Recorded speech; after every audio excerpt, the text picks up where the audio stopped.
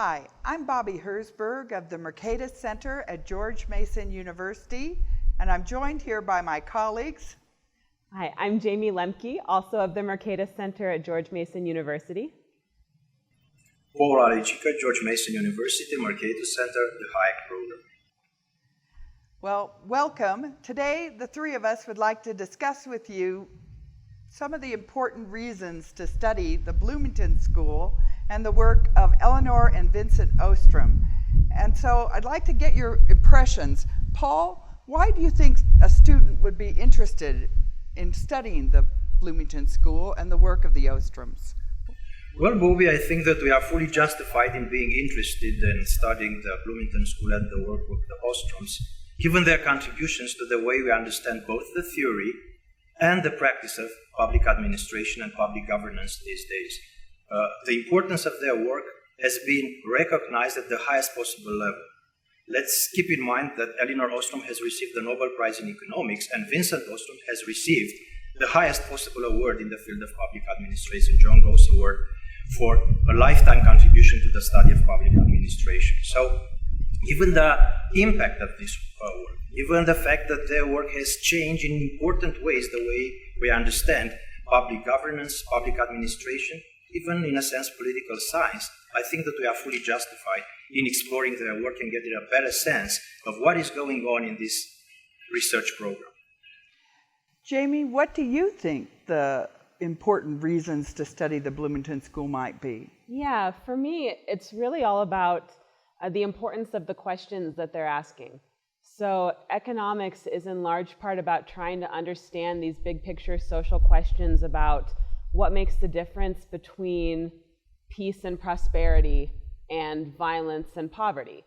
And such an important part of that are the institutions and the rules that shape human societies. Those wind up determining whether or not people have those good lives or they struggle and have bad lives. And what the Ostroms bring to this study of institutional analysis and their ability to use methods like field work that dive deep and really reveal the constitutional processes that create those rules and wind up creating the quality of life within these societies. I think for me that's kind of reason number one why I've gotten so much out of the Bloomington School and why I think everybody should study the work of the Ostroms.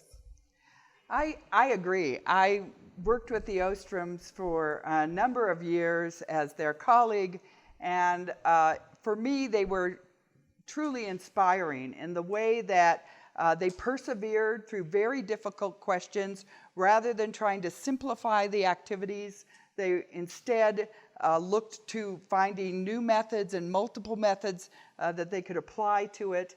Another aspect that I found very inspiring was the idea of self-governance that runs through all of their work. That so many times in political science and political economy, we see people looking to government, looking to others, looking to experts to try and decide. But the Ostroms were always about, we can do this for ourselves, that citizens can be empowered. And so it was more than just the analytic rigor, I think, they brought to the enterprise. I think it was also this sort of enthusiasm for the efforts that would come out of citizens working together and trying to find solutions. If in fact someone is going to study the Bloomington School, are there particular things that you would point them to start with? Is there a book that you might think, or an article, or in addition to this course, where would you direct them for further work? Well, Paul? Yeah, the Bloomington School is like a palace with many rooms, and you could get there into that very interesting intellectual space through many doors. Many people consider Governing the Commons, a masterpiece of Elinor Ostrom, as being the most important work in that tradition. But it depends very much. If you are interested in social philosophy or political theory, then the work of Vincent Ostrom on democracy might be one of those doors through which you could get to that fascinating space. If you are interested in applied work, public policy, public administration, public governance, there is a lot of work done by the Ostroms and their associates, which is focused on precisely very concrete public policy and public administration issues.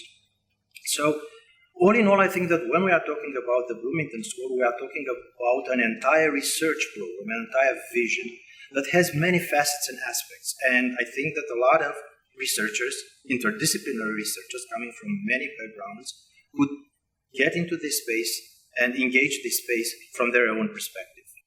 Thank you. Yeah, and not to embarrass my fine colleague here, but I would recommend going to maybe a literature that summarizes what the Ostroms have done, because they have this extended, decades-long interconnected project. So if you get that high-level picture first, that will help you decide where you want to start. So I'd recommend Paul Alajika and Peter Betke's book, Challenging Institutional Analysis and Development.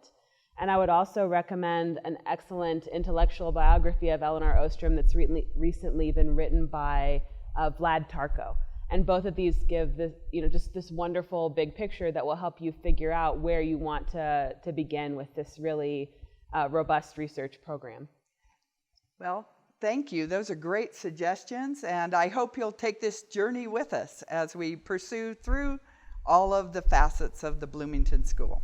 Yeah, let's do it.